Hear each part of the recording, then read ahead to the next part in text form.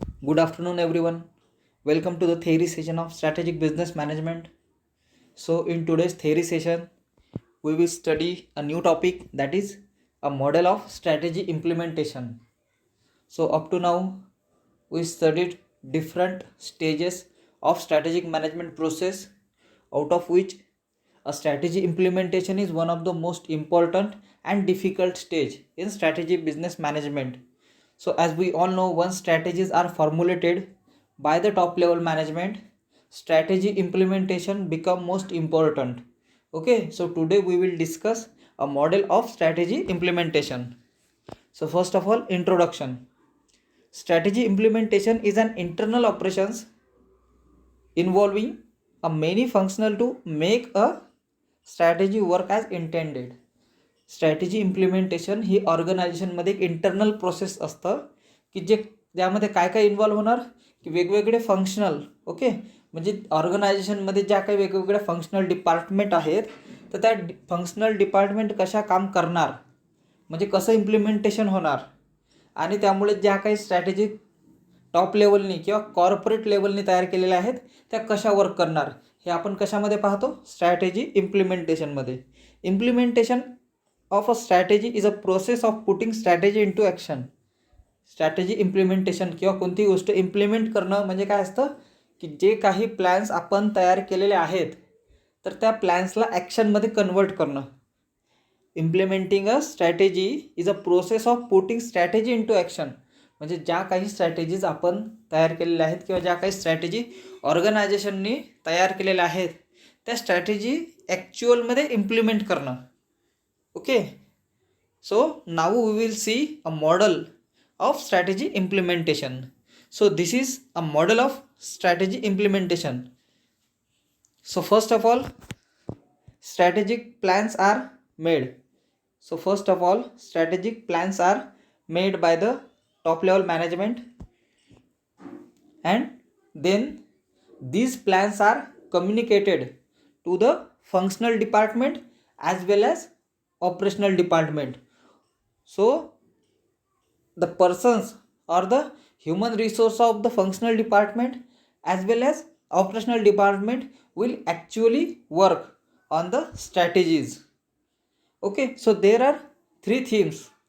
So first theme is activating strategies, then managing change and achieving effectiveness. तर या मॉडेलमध्ये तीन थीम दिलेले आहे की ज्या आधारे आपल्याला स्ट्रॅटेजी इम्प्लिमेंटेशन करावं लागणार. मग त्या तीन थीम्स कोणत्या कोणत्या आहेत तर सर्वात आधी आहे ॲक्टिवेटिंग स्ट्रॅटेजी. ॲक्टिवेटिंग स्ट्रॅटेजीमध्ये काय काय येतं प्रोजेक्ट इम्प्लिमेंटेशन, प्रोसिज्युरल इम्प्लिमेंटेशन आणि रिसोर्स अलोकेशन. म्हणजे जेव्हा स्ट्रॅटेजी तयार झालेल्या आहेत आणि त्या कम्युनिकेट केलेल्या आहेत तर त्या कम्युनिकेट केल्यानंतर सुरुवातीला त्या स्ट्रॅटेजी ॲक्टिवेट करणं. मग ॲक्टिवेट कसं होणार एखादा प्रोजेक्ट सुरू करणं किंवा प्रोजेक्टचं इम्प्लिमेंटेशन होणं किंवा प्रोसिजर इम्प्लिमेंटेशन. ज्या काही प्रोसिजर्स आहेत ह्या प्रोसिजर ॲक्च्युअलमध्ये ॲक्शनमध्ये आणणं किंवा वर्कमध्ये आणणं किंवा रिसोर्स अलोकेशन. रिसोर्स अलोकेशन म्हणजे ज्या काही गोष्टी आपल्याला अचीव करायच्या आहेत तर त्या अचीव करण्यासाठी जे काही रिसोर्सेस ऑर्गनायझेशनला लागणार तर त्या रिसोर्सेसचं अलोकेशन करणं. तर हे कशामध्ये येतं activating strategy. Then the next one is managing change and then achieving effectiveness. Okay, so throughout this implementation process from strategic plan to evaluation and control. So feedback mechanism must be there. जर तिथे feedback mechanism नसला, एखादी organisation आहे त्या ऑर्गनायझेशनने काही plans तयार केलेले आहेत ते प्लॅन्स ते इम्प्लिमेंट करत आहेत आणि इम्प्लिमेंट केल्यानंतर किंवा इम्प्लिमेंट जेव्हा सुरू आहे इम्प्लिमेंटेशन तेव्हा जर फीडबॅक मेकॅनिझम नसणार तर त्यामध्ये जर आपल्याला काही चेंजेस करावे लागणार तर ते चेंजेस करता येणार नाहीत. जर फीडबॅक मेकॅनिझम असणार तर नक्कीच जे काही फंक्शनल लेवलचे वर्कर्स आहेत किंवा ऑपरेशनल लेवलचे वर्कर्स आहेत हे फीडबॅक देणार की नेमकं कुठे काही चेंजेसची गरज आहे आणि त्या प्रकारे ते चेंजेस टॉप मॅनेजमेंट करू शकतं. तर हे आहे मॉडल. ओके, तर आता आपण एक एक थीम सेपरेटली डिस्कस करूया. The first theme is a theme of activating strategy. So it serves to prepare the ground for managerial tasks and activities of strategy implementation. तर ॲक्टिवेटिंग स्ट्रॅटेजी ही जी पहिली थीम आहे हे कशासाठी काम करतं? It prepare the ground for managerial task. जे काही managerial task आहेत जे फंक्शनल डिपार्टमेंटमधले मॅनेजर परफॉर्म करणार त्यासाठी ॲक्टिवेटिंग स्ट्रॅटेजी हे महत्त्वाचं असतं. So there are 3 sets of activities under this theme. या थीमच्या अंडरमध्ये 3 ॲक्टिव्हिटी इम्पॉर्टंट असतात. त्या कोणत्या कोणत्या? प्रोजेक्ट इम्प्लिमेंटेशन, प्रोसिज्युरल इम्प्लिमेंटेशन आणि रिसोर्स अलोकेशन. तर ह्या 3 गोष्टी फंक्शनल लेवलला केल्या जातात. Okay. Then the pyramid of strategic action. म्हणजे जे काही स्ट्रॅटेजी ॲक्शन असतं त्याचा पिरॅमिड कसा असतो? म्हणजे सगळ्यात टॉपवर काय असतं? स्ट्रॅटेजी. ज्या काही स्ट्रॅटेजी तयार केलेल्या आहेत त्या स्ट्रॅटेजी टॉपवर असतात. त्यानंतर प्लॅन्स. त्या स्ट्रॅटेजी पूर्ण करण्यासाठी किंवा ज्या काही स्ट्रॅटेजीज तयार झालेल्या आहेत तर त्या स्ट्रॅटेजी कम्युनिकेट केल्या जातात. त्यासाठी वेगवेगळे प्लॅन तयार केले जातात. Then programs, then project, then budget and finally policies, procedure and rules and regulation according to which the implementation is to be carried out. Okay. So this is the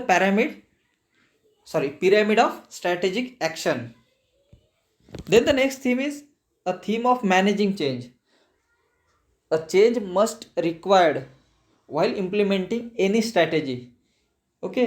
So the core of strategy implementation and it deals with a managing change in complex situations.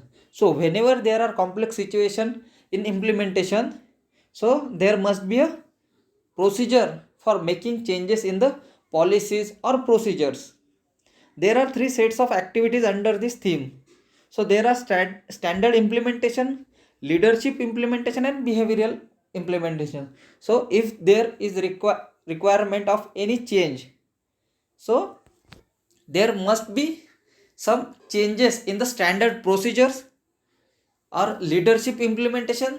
So whomever leader is given to each step or each functional area, so that leadership implementation must required in the managing change.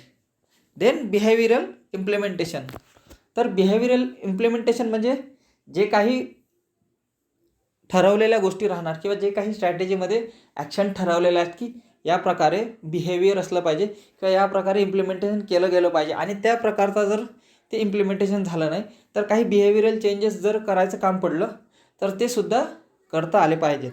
तर त्यामध्ये standard इम्प्लिमेंटेशनमध्ये काय झालं की standard ज्या काही procedures आहेत त्या प्रोसिजरमध्ये सुद्धा कधी चेंज करता आला पाहिजे किंवा जे काही लिडरशिप इम्प्लिमेंटेशन आहेत ते सुद्धा करता आले पाहिजेत आणि बिहेवियरल इम्प्लिमेंटेशनसुद्धा करता आले पाहिजेत. So this is the second theme, that is managing change. Okay. Then the issues in the managing or management of change. म्हणजे जे काही चेंजेस करावे लागणार तर ते करताना कोणते कोणते इश्यूज येऊ शकतात. सो डिग्री ऑफ चेंज म्हणजे किती प्रमाणात चेंज करायचं आहे. म्हणजे ज्या काही पॉलिसीज आपण किंवा ज्या काही स्ट्रॅटेजी ठरवलेल्या आहेत तर त्यामध्ये आपण 100% चेंज तर नाही करू शकणार. तर आपल्याला चेंज किती प्रमाणात करायचं आहे हे सुद्धा महत्त्वाचं असतं. So changes are usually classified as a being radical or incremental. म्हणजे एक तर मुळापासूनच चेंज करावे लागतात किंवा इन्क्रिमेंटल चेंज म्हणजे थोडे थोडे चेंज करत जावे लागतात. Then the next one is timing of change. बदल करायचा आहे पण केव्हा करायचा. स्ट्रॅटेजी इम्प्लिमेंटेशन करताना आपल्याला काही गोष्टी चेंज कराव्या लागणार पण त्या चेंज कधी करायच्या म्हणजे त्याचं टायमिंग काय राहणार. म्हणजे एखादी प्रोसेस आहे ही कंप्लीट होण्यात आहे. ओके. लास्ट स्टेजमध्ये गेल्यानंतर आपण चेंजेस नाही करू शकत म्हणजे खूप कमी तिथे आपल्याला वेळ मिळणार. पण एखादी स्टेप आहे की ज्यामध्ये इनिशियल स्टेजला जर काही प्रॉब्लेम आले तर आपण तेव्हा चेंजेस करू शकतो. म्हणजेच चेंजेस करताना कोणते कोणते प्रॉब्लेम येऊ शकतात, किती प्रमाणात चेंज करायचं आहे आणि कधी चेंज करायचं आहे. Okay. Then activity area of change म्हणजे कोणते कोणते एरिया आहेत की ज्यामध्ये चेंज करायचं आहे.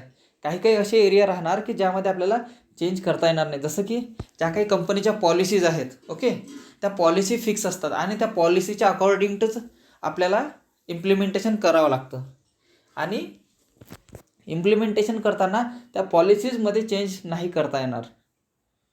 Okay. So activity areas of change timing of change and degree of change.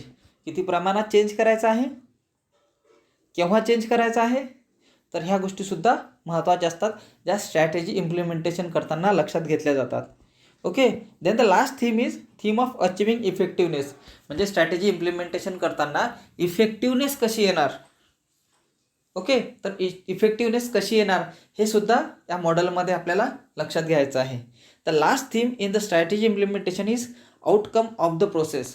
म्हणजेच या स्टेपमध्ये काय केलं जाणार की ॲक्च्युअलमध्ये काम दिलं जाणार. काम कोण करणार आहे किंवा स्ट्रॅटेजी इम्प्लिमेंटेशन ॲक्च्युअली कोण करणार आहे, functional department and operational department.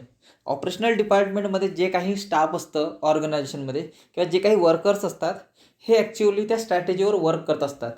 Strategy तयार करण्याचं काम कोणाचं असतं, टॉप लेवल मॅनेजमेंट. ओके. आपण जसं आधीच्या लेक्चरमध्ये पाहिलेलं आहे की कॉर्पोरेट लेवल स्ट्रॅटेजीज असतात, तर त्या सर्व स्ट्रॅटेजी टॉप लेवल तयार करतं आणि टॉप लेवलने तयार केलेल्या स्ट्रॅटेजी कम्युनिकेट केल्या जातात फंक्शनल डिपार्टमेंटला आणि फंक्शनल डिपार्टमेंट त्या स्ट्रॅटेजी कम्युनिकेट करतं ऑपरेशनल डिपार्टमेंटला आणि ऑपरेशनल डिपार्टमेंट ॲक्च्युअल त्या स्ट्रॅटेजीवर काम करत असतं. Okay. In the third theme of achieving effectiveness, these themes will cover two sets of activity. So first one is functional implementation and operational implementation. म्हणजेच या थीममध्ये काय केलं जाणार की जे ॲक्च्युअल स्ट्रॅटेजीवर वर्क करायचं आहे फंक्शनल डिपार्टमेंटमध्ये. फंक्शनल डिपार्टमेंट कोणत्या कोणत्या असतात प्रत्येक ऑर्गनायझेशनमध्ये, marketing department, finance department, production department, research and development. तर या वेगवेगळ्या डिपार्टमेंट असतात, आपण ज्यांना फंक्शनल डिपार्टमेंट म्हणतो, ज्यांचे सेपरेट फंक्शन्स असतात. ओके. तर फंक्शनल डिपार्टमेंटमध्ये इम्प्लिमेंटेशन होणार आणि फायनली ऑपरेशनल लेवलमध्ये इम्प्लिमेंटेशन होणार आणि त्यानंतर continuous feedback mechanism through feedback घेतला जाणार आणि त्यामध्ये काही चेंजेस केले जाऊ शकतात. आणि यानंतर आता जे काही नंतरची स्टेप राहणार evaluation and control. Okay. So in this syllabus we studied a complete strategic management process. आपण या पूर्ण कोर्समध्येच काय पाहिलं आहे, एक स्ट्रॅटेजिक मॅनेजमेंट प्रोसेस आहे की ज्यामध्ये स्ट्रॅटेजी फॉर्म्युलेट कशा केल्या जातात, फॉर्म्युलेट केल्यानंतर त्यांना इम्प्लिमेंट कसं केलं जातं आणि त्यांचं इव्हॅल्युएशन कसं होतं. Okay. So in the summary of this session we can conclude that a strategy implementation is much more difficult than strategy formulation. There are several barriers to implementing the strategies and many means to overcome these barriers. म्हणजेच strategy formulation करणं हे सोपं असतं, पण जेव्हा strategy implementation करायची असणार तर स्ट्रॅटेजी इम्प्लिमेंटेशन करताना खूप सारे बॅरियर्ससुद्धा असतात आणि स्ट्रॅटेजी इम्प्लिमेंटेशन ही थोडी डिफिकल्ट प्रोसेस आहे. कारण ज्या काही गोष्टी टॉप लेवल मॅनेजमेंटने ठरवलेल्या आहेत ते त्याचप्रमाणे होतील याची गॅरंटी नसतं. त्यामुळे आपल्याला काही चेंजेससुद्धा करावे लागतात आणि ते चेंजेस करताना आपल्याला ते चेंजेस केव्हा करायचे आहे, कसे करायचे आणि किती प्रमाणात करायचे आहे ह्यासुद्धा गोष्टी लक्षात घेतल्या जाऊ शकतात. The model of strategy implementation is based on 3 major themes: activating strategy, managing change आणि अचिव्हिंग इफेक्टिव्हनेस. तर आज आपण डिस्कस केला मॉडेल कशाचा, स्ट्रॅटेजी इम्प्लिमेंटेशन कशी होतं. ओके. सो यानंतर आता आपलं फक्त एक चॅप्टर राहिलेला आहे की त्या चॅप्टरमध्ये आपण शिकणार आहोत की स्ट्रॅटेजी इव्हॅल्युएशन आणि कंट्रोल कसं केलं जातं. Okay. So thank you and thank you for joining the session.